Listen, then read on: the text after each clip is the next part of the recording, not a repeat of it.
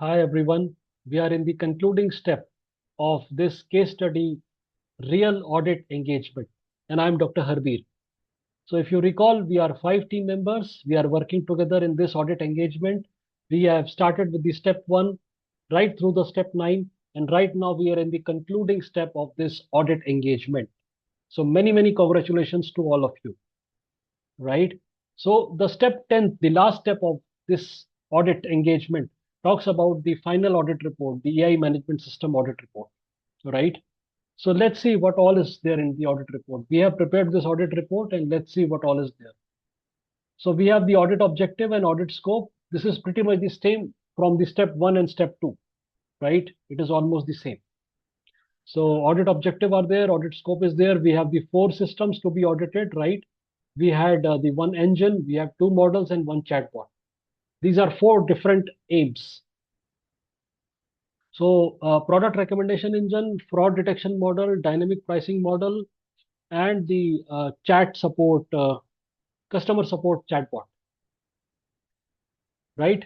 What was the audit methodology? Review of the governance policies, evaluation of the AI system inventory, interviews with the AI engineering. This is pretty much the same as we started.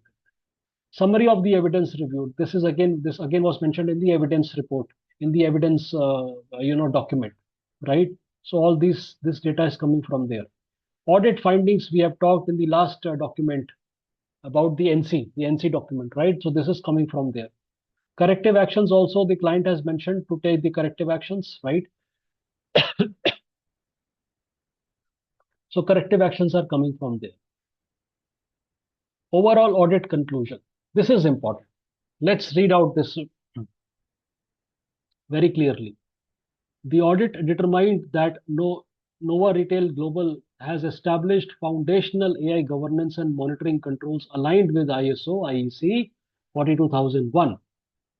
However, improvements are required to ensure consistent application of the AI risk management processes across all AI systems.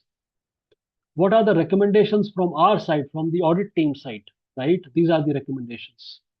First is complete AI risk assessments for all legacy AI systems. Second is ensure AI risk register is updated regularly to include all operational AI systems. The third one is conduct periodic governance reviews to monitor AI lifecycle risks. Approval is given by these people, the lead auditor and the CTO of the client, CTO from the audit side, right? So this is the smaller version of the audit report, right? So all the documents that we went through from step 1 to step 10 are not the real level documents. These are the smaller versions, the compact versions, so that we can execute this case study and we can get the overview, overall high level idea of how a typical audit engagement is executed in this particular team setup, right? So right now we have seen this audit report and we started with step 1 right through step 9 and right now this is the concluding step. So with this 10 step, we are kind of high level, we are clear that how a typical audit engagement is executed. Now, one thing I would like to call out very clearly before closing this video is that in real life, things are really more complicated. Things are confusing, things are incomplete, things are partial, things are confusing and all that, ambiguous and all that. Documentation is lengthy. Some documents are complete, some are incomplete, some people are available, some people are not available. Some information is there, some information is not there. Lot of assumptions are there, ifs and buts are there, right? So in real life, things are even much more complicated, but this very short case study, of the AI audit, we cannot integrate all the complicacies and all the challenges of a typical audit engagement. But we wanted to provide a very high level overview of how things feels, how things looks like, right? So that is how we wanted to do a one shot, one end-to-end shot of the a typical ideal kind of an audit. But in real life, there is no ideal audit. Let's be very clear. Real life is a very different thing. Real life gives you a lot of challenges at every step.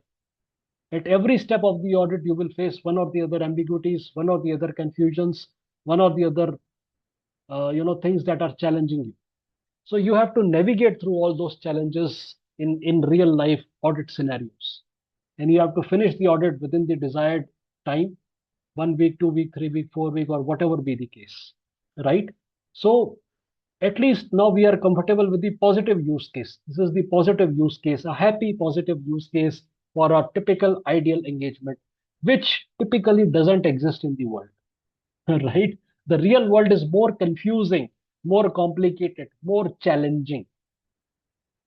But yes, if we have executed this, we will definitely be able to execute even more complicated engagements.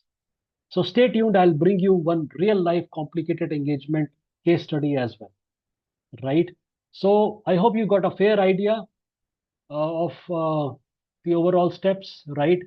And there could be many other steps as well. It is not mandatory. It is not always that there are only these 10 steps. There could be several steps in the real life engagement. It is somewhat aligned with the real life engagement, but yes, in real life, there could be several steps, right?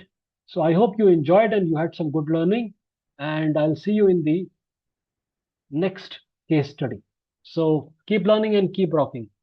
Thank you for being with me throughout this case study.